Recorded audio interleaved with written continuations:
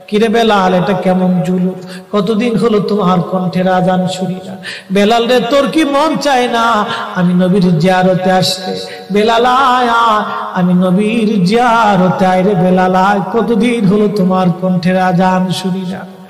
স্বপ্ন যখন নবীজি দেখাইছে, এ মুসলমান, হযরতে বেলাল সুদূর সিরিয়ার দামেস্ক থেকে পাগলের মতো দৌড়াইলেন, পাগলের মতো ছুটে আসলেন।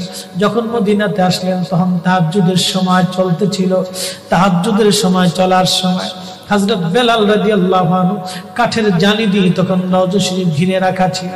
ওই জালির পাশে বসে বসে জালির সঙ্গে মাথা ঠেকাইয়া নবীর পাগল বসে বসে গুনগুন গুনগুন করে কাঁদে আর বলে, হুজুর আপনি আসতে বলেছিলেন, গোলাম এসে হাজির হয়েছে।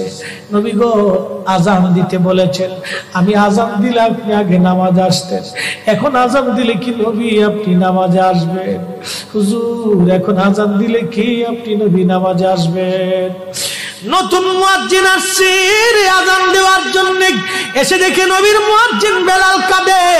ডাক দেখে মদিনাবাসী শুনছো, নবীর মুয়াজ্জিন ফিরে এসেছে, বেলাল আসছে, বেলাল ফিরে আসছে। হাসান ডাক দেখে, নানার মুয়াজ্জিন, কতদিন হলো তোমার কণ্ঠে আজান শুনি না, যে কণ্ঠ দিয়া নানার আজান শুনাইতা, যাও গো ওই কণ্ঠ দিয়ে আমাদেরকেও আজান শোনাইয়া যাও।